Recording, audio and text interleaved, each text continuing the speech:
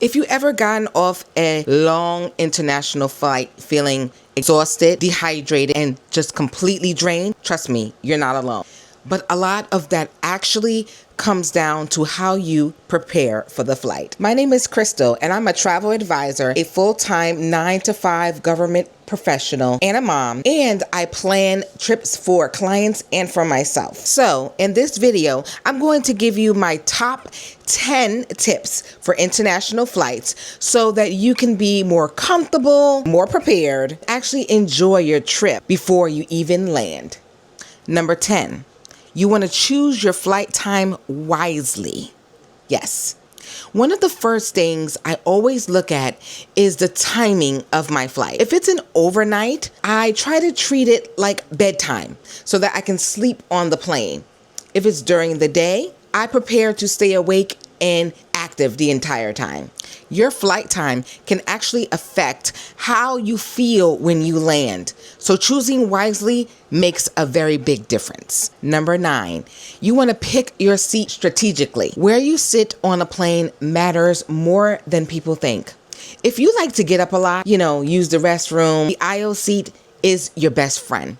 If you want to sleep without being disturbed, make sure you hit that window. And for long flights, that small decision can make your experience way more comfortable. Number 8, stay hydrated. Flights will dehydrate you very fast. The air on the plane is very dry, and if you're not drinking enough water, you'll feel it. Headaches, fatigue, dry skin.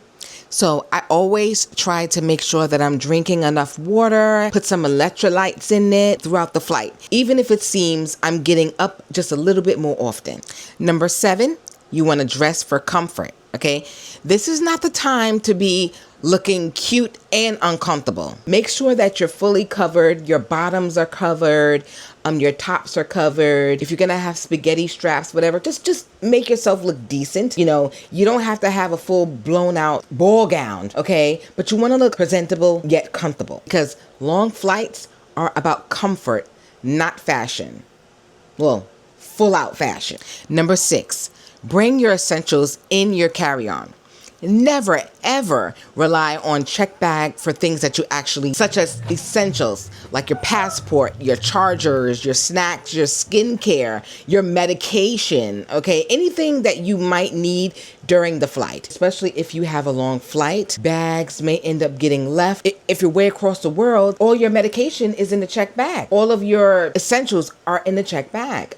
You don't want to do that. Number 5, you want to pack some light snacks, okay? Airplane food is a hit or miss, okay?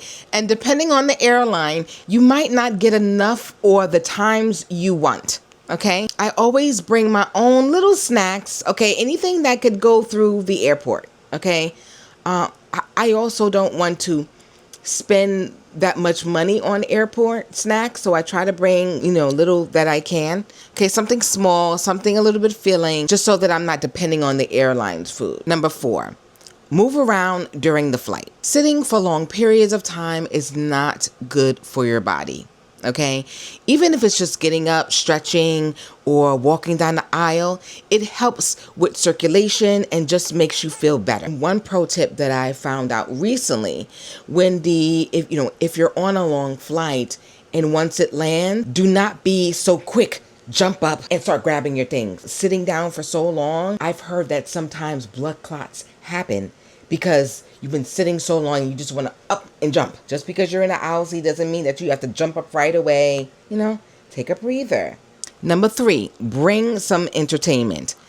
You don't want to rely on what the plane provides. Bring what you can, okay? Download your favorite shows, your movies, your podcasts, any music ahead of time. Because if the Wi-Fi isn't working, or the screen isn't great, or they want to charge you $15 to $20 to use their Wi-Fi service, you still have something to keep you more occupied. Number 2, adjust for the destination time zone. This is a big one. Try to start adjusting your sleep based on where you're going, not where you're coming from. It helps a bit to reduce jet lag and makes it easier to flow once you arrive. So if you're flying transatlantic from the United States to Paris to Italy, make sure that you grab that evening international flight so that you can sleep, and once you get there, you'll be well rested, as much as rested as you can. And that tip right there leads me into the final tip. Give yourself some grace. Travel can be unpredictable.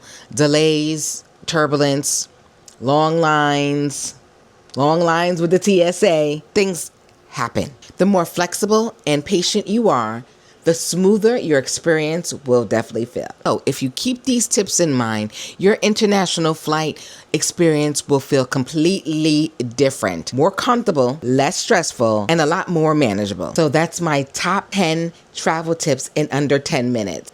Make sure you subscribe because I share my travel tips and tricks, real life vlogs, and my travel diaries. And I have a lot more trips coming up soon. Take care.